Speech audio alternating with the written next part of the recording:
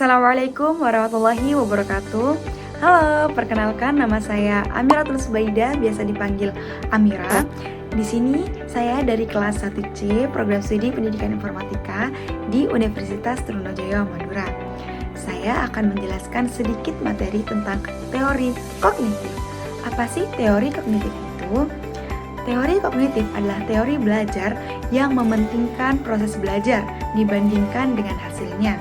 Nah, teori ini menyatakan bahwa pada proses belajar, seseorang tidak hanya cenderung pada hubungan antara respon dan stimulus, melainkan juga bagaimana perilaku seseorang dalam mencapai tujuan belajarnya. Teori kognitif ini erat sekali kaitannya dengan tingkat kecerdasan seseorang. Setiap anak tentunya memiliki tingkat kecerdasan yang berbeda-beda karena memiliki perkembangan kognitif yang berbeda juga. Perkembangan kognitif ini juga dipengaruhi oleh genetik atau keturunan. Nah, bisa juga dipengaruhi oleh lingkungan sekitarnya.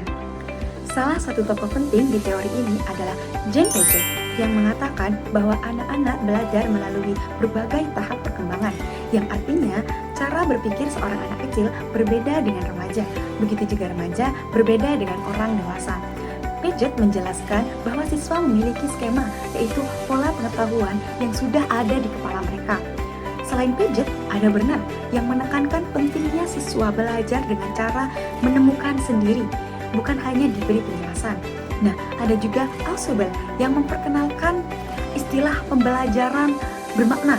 Nah, yaitu ketika siswa benar-benar mengerti dan bisa menghubungkan pengetahuan baru dengan yang lama. Lalu, bagaimana menerapkan teori belajar kognitif dalam proses pembelajaran? Dalam menerapkan teori kognitif ini, Bapak dan Ibu guru hanya perlu berfokus pada proses berpikir siswa dan menerapkan strategi yang tepat berdasarkan fungsi kognitif mereka. Libatkan siswa dalam berbagai kegiatan, seperti memberikan waktu bagi mereka untuk bertanya, kesempatan untuk melakukan kesalahan dan memperbaikinya, serta merefleksikan diri kita agar membantu mereka untuk menjadi memahami proses mental. Contoh kegiatan yang bisa Bapak atau Ibu guru lakukan dalam pembelajaran kognitif ini dengan cara lain. Yang pertama, buat permainan sederhana untuk membantu siswa mengingat puisi, lagu, atau fakta-fakta tertentu. Yang kedua, berikan kesempatan kepada siswa untuk mempresentasikan atau menunjukkan proyek mereka di depan kelas. Yang ketiga, mintalah siswa menjelaskan kembali teori atau masalah pembelajaran kepada teman lainnya, seolah-olah mereka yang mengajar.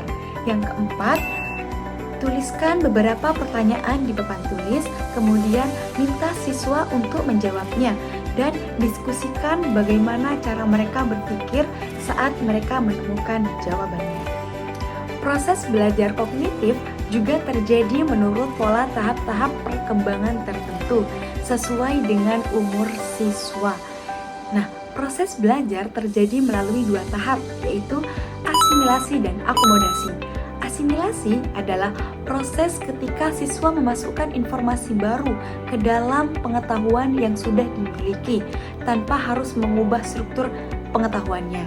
Yang kedua, akomodasi terjadi ketika informasi baru tidak cocok dengan skema yang lama atau pengetahuan yang lama, sehingga siswa harus mengubah atau membentuk pengetahuan yang baru. Contoh asimilasi yaitu seorang siswa sudah tahu bahwa burung adalah hewan yang bisa terbang.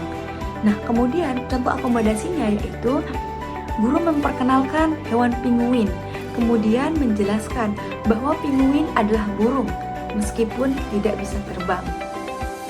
Mungkin cukup sekian dari saya tentang teori pembelajaran kognitif. Mohon maaf jika ada salah kata, salah pengucapan, mohon dimaklumi. Kurang lebihnya mohon maaf. Wassalamualaikum warahmatullahi wabarakatuh.